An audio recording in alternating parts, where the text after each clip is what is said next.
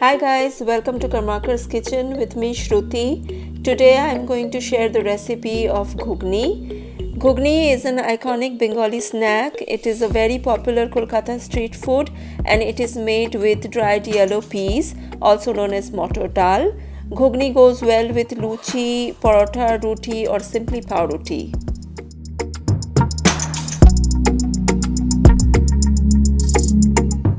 To make ghugni we need motor dal, which is also known as dried yellow peas. Here I have taken roughly about 200 grams and this has been soaking overnight for more than 12 hours now and the peas have become plump. The first step is boil the peas, therefore transfer the soaked peas into a saucepan and fill with water just enough to cover the peas. Add a little bit of salt and some sliced onions. And also add a tablespoon of mustard oil. Give it a good stir. Cover and boil the peas until tender. Dal should be soft but remain whole and not be broken. Meanwhile, in a bowl, make a masala paste by adding turmeric powder 1 teaspoon, coriander powder 1½ teaspoon, cumin powder 1½ teaspoon, red chili powder 1 teaspoon and amchur powder 1 teaspoon. Add some water into it and make a paste. Save this masala paste for later use. Yellow peas have been boiling for a while. Now it's time to check the doneness of the peas. It is holding the shape but it is soft from inside. Check the tenderness. Motor dal have cooked nicely. Now strain the dal and save the water for later use. Now in a karai or a deep bottomed pan, add mustard oil about 4 tablespoons. You can use any other cooking oil of your choice. Also add ghee about 1 teaspoon and make it nice and hot. Once it is hot, temper the oil with 2 bay leaves, 2 whole red chilies, some whole spices like 3 pods of cardamom, 3 to 4 cloves and 2 pieces of cinnamon sticks.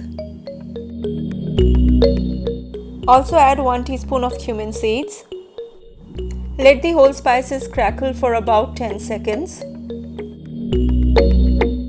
Add some diced potatoes. Here I have used 1 small potato. Goes into the pan and cook for about 4 to 5 minutes. Next goes some sliced onions. Here I have used 1 very large onion and sliced it nicely. Saute on medium flame for 2 to 3 minutes.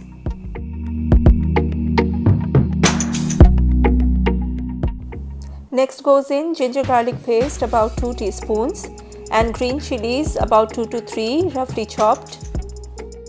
Cook nicely until the raw smell of ginger garlic goes away. Next goes in some chopped tomatoes. Here I am using 1 small tomato.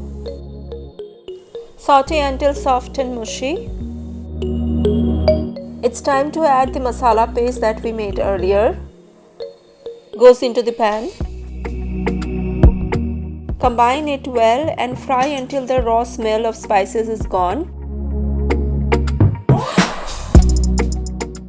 Add salt to taste. Cook for about 8 to 10 minutes. Sprinkle some water if the masala dries up. After 4 minutes, cover and let cook for another 4 to 6 minutes. After about 6 minutes, remove the cover and check the masala. It has released enough oil. Now it's time to add the boiled peas. Mix it really well and combine thoroughly with the spices. Cook it for about 2-3 minutes. Now add the saved water, the stock that we got from boiling the peas. Add it into the pan and mix it nicely.